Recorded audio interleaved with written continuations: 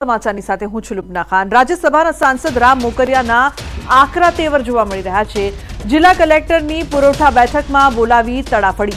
સાંસદ મોકરિયાએ સસ્તા અનાજની દુકાનોમાંથી હલકી ગુણવત્તાના અનાજના નમૂના કલેક્ટરને આપ્યા। સસ્તા અનાજની દુકાનોમાં હલકી ગુણવત્તાનું અનાજ વિતરણ થતું હોવાથી તપાસ કરવાની માંગ કરી। તો રાજકોટની અલગ અલગ સસ્તા અનાજની દુકાનમાંથી નમૂના લઈ કલેક્ટરને સોંપ્યા। ઘઉં, ચોખા, દાળ, ચણાની નબળી ગુણવત્તા અને જીવાત હોવાનું સામે આવ્યું તો અનાજની તપાસ કરીને રિપોર્ટ સોંપવાની માંગ કરી છે। મોકરિયાએ કહ્યું કે સરકાર સારી ગુણવત્તાનું અનાજ વિતરણ કરે છે, પરંતુ ક્યાં ભેળસેળ થાય તે તપાસ કરવાની માંગ કરી છે। તો ઘઉં, ચોખા, દાળ, ચણામાં જીવાતનો દાવો તપાસ કરીને રિપોર્ટ સોંપવા કલેક્ટરને કરી માંગ। કરોડો અબજો રૂપિયાનો સરકાર ખર્ચ કરે છે। હવે એમાં જે અનાજ આજે મારી પાસે નમૂના આવ્યા એ ભેળસેળવાળું અથવા જીવજંતુવાળું અથવા 50વાળું હતું। એ મેં કલેક્ટરશ્રી અને પુરવઠા અધિકારીને બતાવ્યું છે કે આ ભેળસેળ ક્યાંથી થાય છે એને ચેક કરો અને ગરીબ માણસોને મોદી સાહેબ જે મફત અનાજ આપે છે એ સારું ને ક્વોલિટીવાળું હોવું જોઈએ, નહીં કે એનાથી કોઈ બીમાર પડે। તો સરકાર જે અનાજ આપે છે તે સારું હોવું જોઈએ, તેની ક્વોલિટી સારી હોવી જોઈએ, ન કે કોઈ બીમાર પડે તેવું રામ મોકરિયા ખાસ કહી રહ્યા છે। સાંસદે સસ્તા અનાજના જે નમૂના છે તે કલેક્ટરને પણ સોંપ્યા છે। હલકી ગુણવત્તાના અનાજ વિતરણનો દાવો।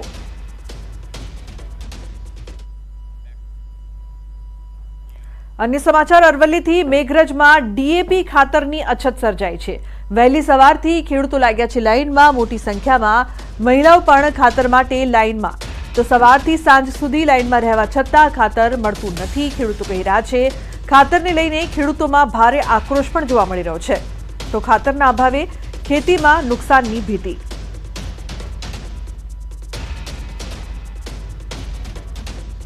ખેડૂત બધા તાકી રહ્યા છે। અમારે વાવેતર કરવાનું છે, ખાતર પણ મળતું નથી। સવારનો આવીને અહીં બેસી રહીએ, ઘેર ઢોરો બોકડો ઢોર સોરો બધો ભૂખી મરી અમે અહીંયા તો અહીં તાકી રહીએ। આ પબ્લિક બધી ધક્કાધક્કી કરી રહી છે, ખાતર મળતું નથી।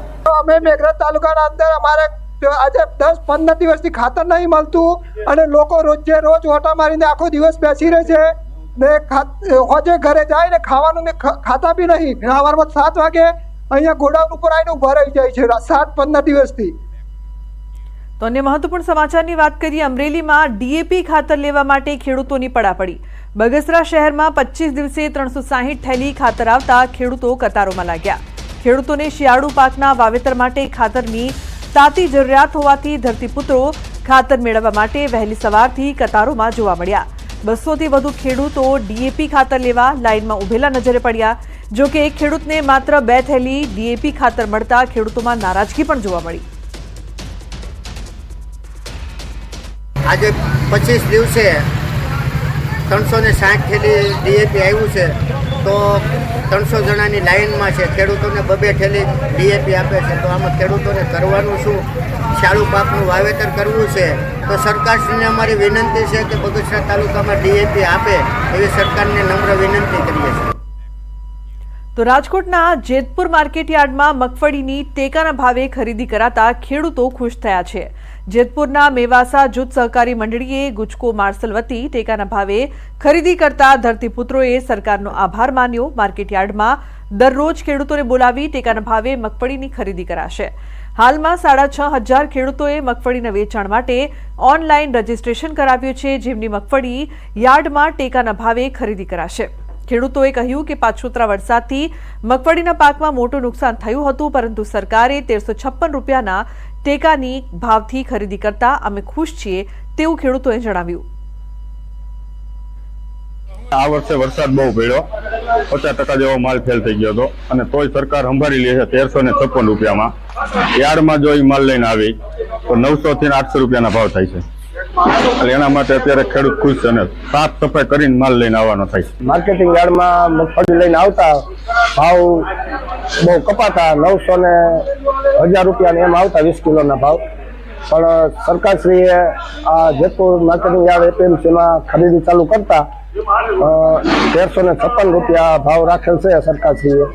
ભાવ બહુ સારા કહેવાય।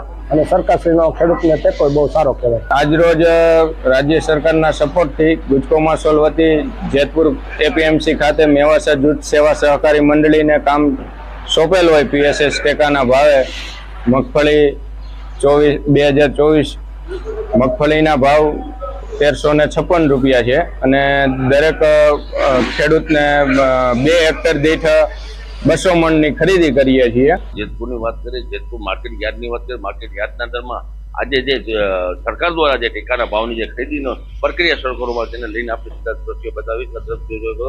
સરકાર દ્વારા 1356 રૂપિયા જે ભાવ આપવામાં તેને લઈને ખેડૂતના અંદરમાં એક ખુશીનો માહોલ જોવા મળે. જે રીતે ખુલ્લી બજારમાં 800 થી 900 રૂપિયા ભાવ હતા તેને લઈને હાલ ખેડૂતોને જે ભાવ સારા મળી રહ્યા છે. ટેકાના ભાવની જે ખરીદીની પ્રક્રિયા શરૂ કરવામાં આવી છે. 10 રોજના 10 થી 12 ખેડૂતોને બોલાવવામાં આવે છે અને હજી જો વધશે તો ખેડૂતોને વધારે ખેડૂતોને ટોકન આપવામાં આવશે. તેને લઈને વાત કરીએ છીએ જેતપુરના માર્કેટ યાર્ડના અંદરમાં આજ જે મગફળીની જે આવક શરૂ થઈ છે અને જે સરકાર દ્વારા જે ખેડૂતોને સારામાં સારો મોટો ફાયદો થશે તેને લઈને ભાવ સારા મળશે અને ખેડૂતો જે રીતે અતિવૃષ્ટિ અને જે વરસાદ થયો તેને લઈને જે ખેડૂતને નુકસાન થયો હતો તે નુકસાનનો સામનો કર્યો હતો. તેને લઈને સરકાર દ્વારા નિર્ણય કરવામાં આવ્યો છે કે ભાવ છે સારા ભાવ આપવામાં આવશે. 1356 રૂપિયા ભાવ આપવામાં આવશે. તેને લઈને ખેડૂતોના અંદરમાં એક ખુશીનો માહોલ જોવા મળ્યો છે અને માર્કેટ યાર્ડના અંદરમાં ખેડૂતો અત્યારે ખુશખુશાલ જોવા મળી રહ્યા છે. બકાલી ગુજરાતી જેતપુર. તો બીજી તરફ ગીર સોમનાથના કોડીનાર માર્કેટ યાર્ડમાં ખેડૂતોએ હોબાળો કર્યો છે. મગફળીની ખરીદીમાં ટેકાના ભાવે ખરીદી કરવાની માંગ સાથે હોબાળો કર્યો છે. ખેડૂતોએ જીત કરી મગફળીની હરાજી બંધ કરાવી છે. આ મુદ્દે યાર્ડ સત્તાધીશોએ જણાવ્યું હતું કે હાલ 1000 થી 1215 રૂપિયા સુધી મગફળીના ભાવ યાર્ડમાં મળે છે. ખેડૂતો દ્વારા સરકારને ટેકાના ભાવ મુજબ રૂપિયા 1356 મુજબ હરાજી કરવાની માંગ કરી છે. ખેડૂતોએ રોષ સાથે હરાજી બંધ કરાવીને વિરોધ કર્યો છે. ખેડૂતો યાર્ડના ગેટ પર પહોંચી રસ્તો બંધ કરીને વિરોધ નોંધાવ્યો છે. અને મહત્વપૂર્ણ સમાચારની વાત કરીએ તો મિશ્ર ઋતુના કારણે શિયાળુ પાક પકવતા ખેડૂતોની ચિંતામાં વધારો થયો છે. દેવભૂમિ દ્વારકા જિલ્લાના શિયાળાની ઠંડી ન પડવાના કારણે જીરાના વાવેતર કરતા ખેડૂતો ચિંતામાં મુકાયા છે.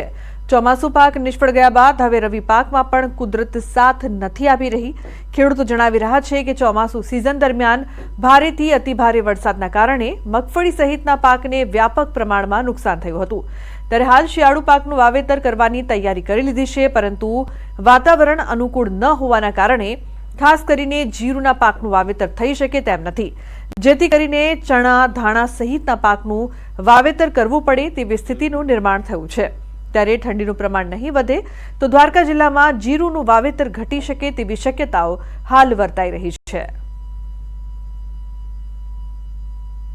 શિયાળાની ઋતુમાં અમારે ચણા, ધાણા એવું બધું વાવવું છે, જીરું વાવવું છે, પણ જીરુમાં અત્યારે એગ્રોવાળા કોઈ પ્રમાણમાં એમ કહે છે કે જીરું વાવવાથી ઉગે ના ઉગે એની જવાબદારી ગેરંટી કોઈ લેતું નથી. અત્યારે જીરાનું એક જ કારણ છે મોટા ભાઈ કે શિયાળાની ઋતુ છે પણ ઠંડી પડતી નથી, તડકો બહુ વધારે પડતો છે, એટલા માટે જીરું ઉગવાનું કારણ એ જ છે કે શિયાળા ઠંડીના ભાગરૂપે ચણા અને ધાણા વાવવા પડે એમ છે. શિયાળુ પિયતમાં વધારે મોસ્ટ ઓફલી વધારે પડતો અમારે જીરાનું વાવેતર થાય છે, પણ આ વખતે ખરાબ હવામાન એટલે કે જેટલે તાપમાન ઠંડુ હોવું જોઈએ એટલું તાપમાન ઠંડુ છે નહીં, એટલે લાગે છે કે જીરાનું પણ વાવેતર થાય નહીં. એગ્રોવાળા પાસે જાય તો એગ્રોવાળા આપણે એવું જ કહે છે કે ભાઈ હજી વાતાવરણ માફક નથી આવ્યું, જોવાનું વાવેતર કરશો તો ઉગાવો કાયદેસર થાય નહીં. ચોમાસું પાક તો હાવ ફેલ જ ગયો તો, વરસાદ વધારે થઈ ગયો તો બકાલાનો માંડવીનો પાક બગડી ગયો છે.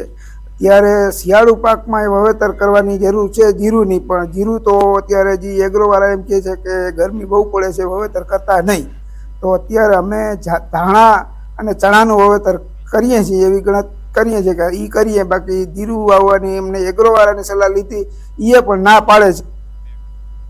તો સુરતના કાકરાપાર જમણા કાંઠાની મુખ્ય કેનાલમાં ગાબડું પડ્યું છે. માંડવીના હરિયાલ નજીક આવેલી કેનાલમાં અંદરના ભાગે ગાબડું પડતા નજીકના પડતર ખેતરોમાં પાણી ફરી વળ્યા. ગાબડાનું સમારકામ કરવા માટે સિંચાઈ વિભાગ દોડતું થયું છે. હાલમાં ગાબડું રિપેર કરવાની કામગીરી પૂરજોશમાં ચાલી રહી છે. ગાબડાના રિપેરિંગની કામગીરીને લઈને 2 દિવસ કેનાલ બંધ રખાશે. તો બીજી તરફ હાલમાં ખેડૂતોને શેરડીની રોપણી ચાલી રહી છે, જેથી 2-3 દિવસ નહેર બંધ રહેતા ખેડૂતો ચિંતામાં મુકાયા છે. આજ સવારે વહેલી સવારે રેગ્યુલર ઇન્સ્પેક્શન દરમિયાન આ બાબત ધ્યાનમાં આવેલી હતી અને ઉપરથી આપણે પાણી ઓછું કરવા સવારે જ જણાવેલું છે. પાણી ઓછું થતાં 4 થી 6 કલાક જેટલો સમય લાગે છે. ઉપરથી પાણી ઓછું થાય સ્થળ નિરીક્ષણ કરતા ધ્યાનમાં આવશે કે કેટલું ગાબડું પડેલ છે અને એના આધારે કામગીરી કરવાની થશે. આશરે 2 થી 3 દિવસમાં પાણી પાછું ચાલુ થઈ જશે અને આપણે જે પાણી ડેમેજ થઈ છે ત્યાંથી જે પાણી નીકળે છે અહીંયાથી ખાડીમાં નિકાલ માટે વ્યવસ્થા કરેલ છે જેથી ખેડૂતોને નુકસાન ના થાય. તો દ્વારકામાં ગમખ્વાર અકસ્માતમાં એકનું મોત નીપજ્યું છે. ખંભાળિયા જામનગર નેશનલ હાઈવે પર કાર અને એક્ટિવા વચ્ચે ગમખ્વાર અકસ્માત સર્જાયો. અકસ્માતની ઘટનામાં એક્ટિવા ચાલકનું મોત થયું છે. બેફામ ઇનોવા કાર ચાલકે એક્ટિવા સવારને અડફેટે લેતા મોત નીપજ્યું. અકસ્માતમાં એક્ટિવા સવાર જગદીશ પાઉ નામના 55 વર્ષીય આધેડનું ઘટના સ્થળે જ મોત નીપજ્યું છે. અને મહત્વપૂર્ણ સમાચારની વાત કરીએ તો ડભોઈ વડોદરા રોડ પર ટ્રક ચાલકે બાઇક ચાલકને અડફેટે લેતા બાઇક ચાલકનું મોત થયું. બાઇક ચાલક પેટ્રોલ ભરાવી રોડ ક્રોસ કરી રહ્યો હતો તે સમયે ટ્રક ચાલકે અડફેટે લેતા ઘટના સ્થળે જ મોત નીપજ્યું છે. અકસ્માત બાદ બાઇક અને ટ્રક બંને રોડની સાઇડ પર ખાડામાં ઉતરી પડ્યા હતા. ટ્રક ચાલક અકસ્માત સર્જીને ઘટના સ્થળથી ફરાર થઈ ગયો હતો.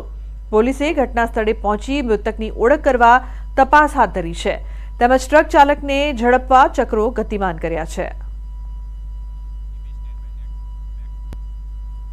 તો વડોદરાના વાઘોડિયા નગરપાલિકામાં ઘોર બેદરકારીના કારણે એક બાઇક સવાર ખાડામાં ખાબક્યો. રોડ વચ્ચે ખોદેલા 10 ફૂટ ઊંડા ખાડામાં બાઇક સવાર ખાબકતા ગંભીર રીતે ઘાયલ થયો.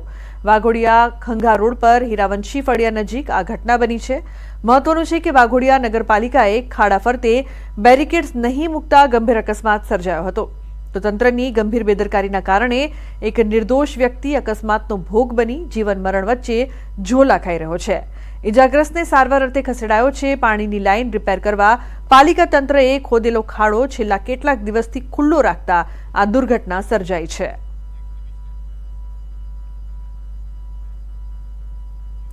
તો મહીસાગર જિલ્લાની દેવાદાર બનેલી સંતરામપુર નગરપાલિકા ફરી એકવાર વિવાદોમાં આવી છે.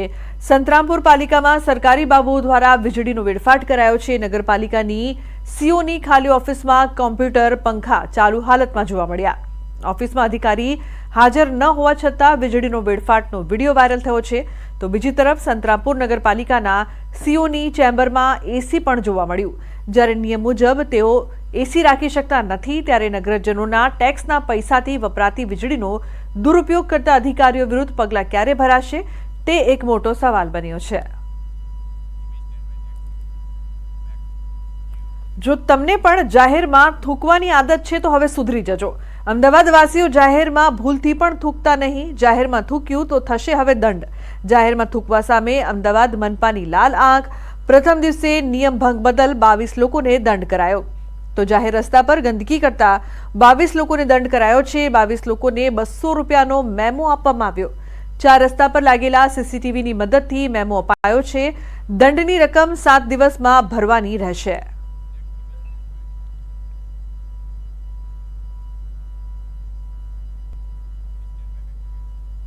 તો સ્વાર્થ માટે ખોટી સર્જરી કરનારાઓની તપાસ. અમદાવાદમાં ખ્યાતિકાંડમાં પોલીસની તપાસનો ધમધમાટ. સર્જરી કરનાર ડોક્ટર પ્રશાંત વજીરાણાની તપાસ. ડોક્ટર પ્રશાંતને લઈને પોલીસની ટીમ પહોંચી છે હોસ્પિટલ. ખ્યાતિ હોસ્પિટલમાં ડોક્ટર પ્રશાંત સાથે થશે તપાસ. આરોપી પ્રશાંતે ઓપરેશન કર્યા હોવાનો છે આરોપ. ઓપરેશન બાદ 2 લોકોના મોત થયા હતા. તો પીએમજેવાય યોજના લાભ લેવા માટે ઓપરેશન કર્યા હતા. ખ્યાતિકાંડમાં હજુ પણ 4 આરોપીઓ ગિરફથી દૂર છે. 4 મેડિકલ માફિયાઓની આખરે ક્યારે ધરપકડ થશે તે મોટો સવાલ.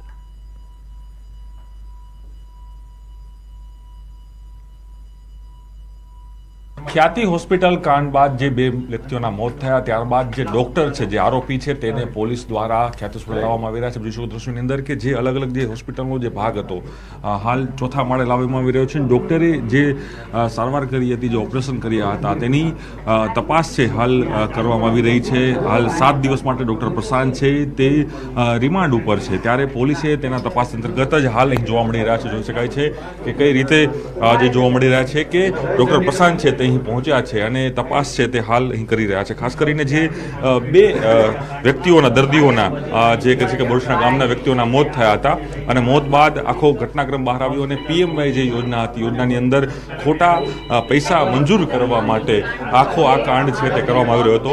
અને અફસોસ છે આ જે ડૉક્ટર છે તે ખુદ છે તે હાલ જોવા મળી રહ્યા છે અને ખાસ કરીને જે રીતે કહી શકાય કે ઘટનાક્રમ આખો જોવા મળી રહ્યો હતો એ મોતકાંડ બાદ આ તપાસ છે હાલ થઈ રહી છે. પોલીસ છે તે ખ્યાતિ હોસ્પિટલ ખાતે ડૉક્ટરને છે તે અહીં લાવી રહ્યા છે.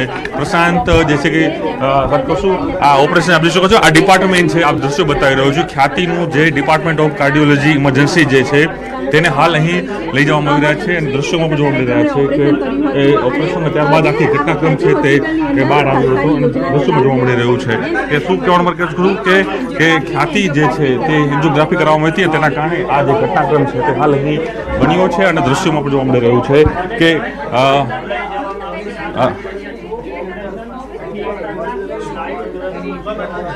ડોક્ટર પ્રશાંત, અફસોસ થાય છે, આવડી મોટી ઘટના બની. ડોક્ટર પ્રશાંત, અફસોસ થાય છે તમને અફસોસ થાય છે કે આ તમારી ભૂલના કારણે બે સામાન્ય વ્યક્તિઓના મોત થયા, બે સામાન્ય વ્યક્તિઓના મૃત્યુ થયા,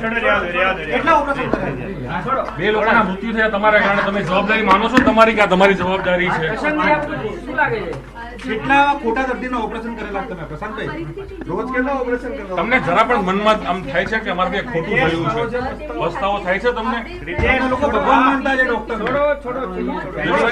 આ ડોક્ટર છે કે જે બે લોકોના મોતનો કારણ સાબિત થાય છે એ વ્યક્તિ આજે શાંત અહીં ઊભો છે, પરંતુ ચોક્કસ એ માની શકાય કે આ પ્રકારે આ ડોક્ટરો જે છે તે કઈ રીતે લોકોને છે તે જીવના જોખમ કરી રહ્યા છે. આપ જોશો કે આ ડોક્ટર, આ હું તમને લાઈવ બતાવી રહ્યો છું કે જે ખાસ કરીને જોઈ શકાય છે આ હોસ્પિટલ છે જ્યાં આખું ઓપરેશન કરવામાં આવ્યું હતું એ હું આપને જે બતાવી રહ્યો છું. જે ઓપરેશન થિયેટર જે છે જે કહી શકાય એન્જિયોપ્લાસ્ટી કરવામાં આવી હતી એ જગ્યા છે અને ત્યાં ડૉક્ટર તેને રિકન્સ્ટ્રક્ટ કરવામાં આવી રહી છે અને તેની અંદર જ આ વસ્તુ છે જોવા મળે. હાલ જે ડૉક્ટર તપાસ કરી રહી છે, આપ જોઈ શકો છો તપાસની અંદર કે આ વસ્તુ છે તપાસ કરી રહી છે ડૉક્ટર અને વાતચીત છે તે કરવાનો પ્રયાસ કરી રહ્યા છે.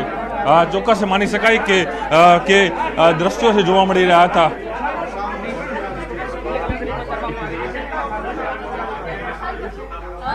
તમને કોઈ પસ્તાવો થાય છે ખરા? પ્રશાંત, તમને કોઈ પસ્તાવો થાય છે ખરા? તમે ડોક્ટર એટલે ભગવાન કહેવાય.